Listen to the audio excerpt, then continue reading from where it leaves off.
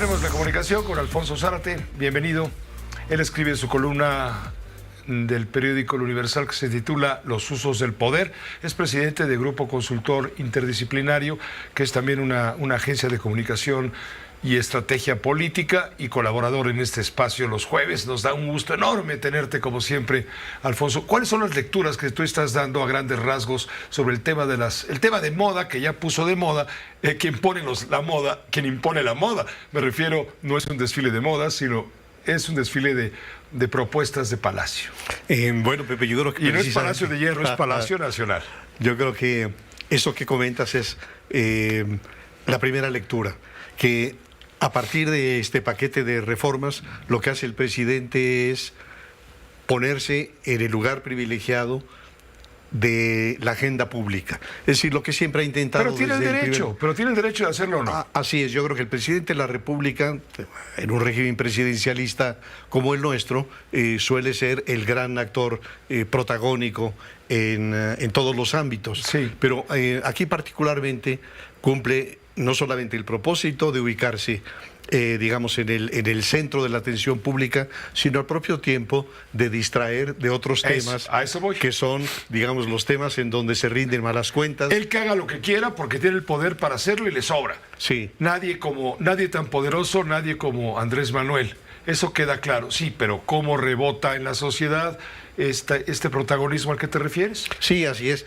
Esto, entre otras cosas, lo que intenta es distraer la atención respecto a cuestiones en las cuales hay muy malas cuentas. Menciono solamente el caso de la seguridad pública, desbordada la violencia delincuencial, y desde luego el tema de la salud de los mexicanos. Pero eso sería, digamos, una primera lectura. Lo segundo es meterse o seguir metiéndose en el proceso electoral. ¿Y hacerlo cómo? A través de una serie de propuestas a las que la oposición no puede oponerse claramente, porque están construidas de tal manera que oponerse a ellas parecería oponerse a el pueblo. Pero es lo que intentó el presidente, lanzar el anzuelo, esperar que piquen el anzuelo los opositores, porque ni modo que te opongas a las pensiones, exacto, al salario mínimo. Sí, así es, hace muy difícil para las oposiciones el poder cuestionar. Menciono, por ejemplo, un dato, que es esta pretensión del jefe del Ejecutivo, traducidas en iniciativas de pensiones universales. En el antiguo derecho romano hay una máxima que dice: la justicia consiste en tratar desigualmente a los desiguales. Entonces, pensando, por ejemplo, en la pensión para los adultos mayores, ¿por qué no focalizarla a los más pobres, a los que la necesitan, en vez de hacer una pensión universal que beneficiaría lo mismo a aquellos extrabajadores de Petróleos Mexicanos, de la Comisión Federal de Electricidad, de la Luz y Fuerza del Centro, que gozan de muy jugosas pensiones, en vez de esos recursos utilizarlos en la gente que realmente lo necesita? Entonces se mete en el proceso electoral y arrincona a las oposiciones.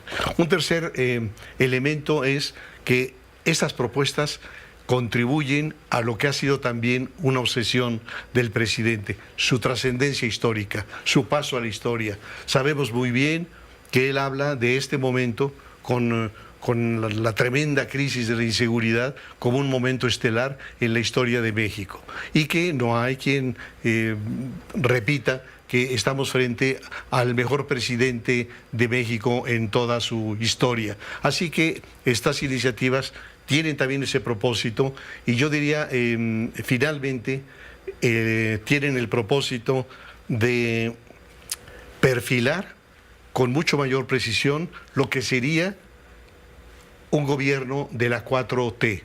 Es decir... Versión 2.0.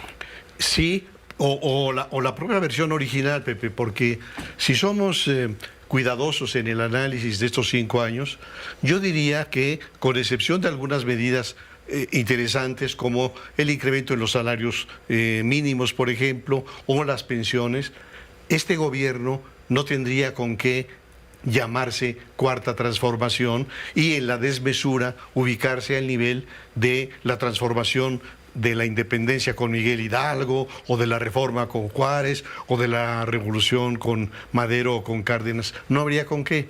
Lo único que veíamos hasta este momento es el estilo personal de gobernar.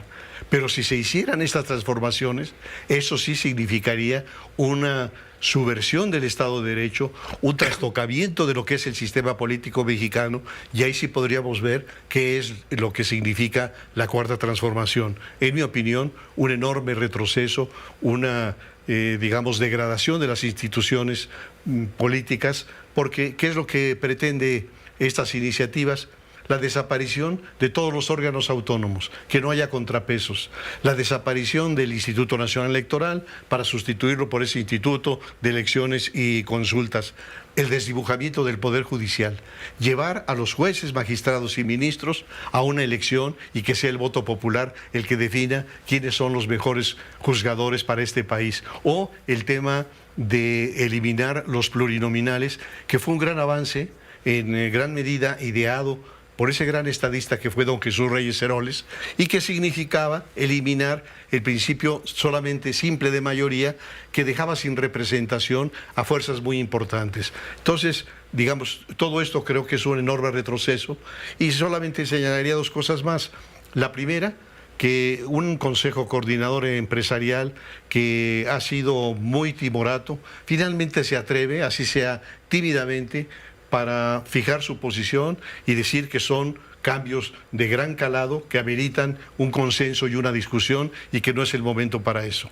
Y lo segundo y último, que Claudia Sheinbaum ha dicho que ella está suscribiendo totalmente estos planteamientos, lo cual quiere dar un mensaje para algunos de nosotros de miedo. Quiere decir que si lograran en las próximas elecciones una mayoría calificada, estos absurdos, estas aberraciones que atentan en contra de la democracia empezarían a convertirse en realidad.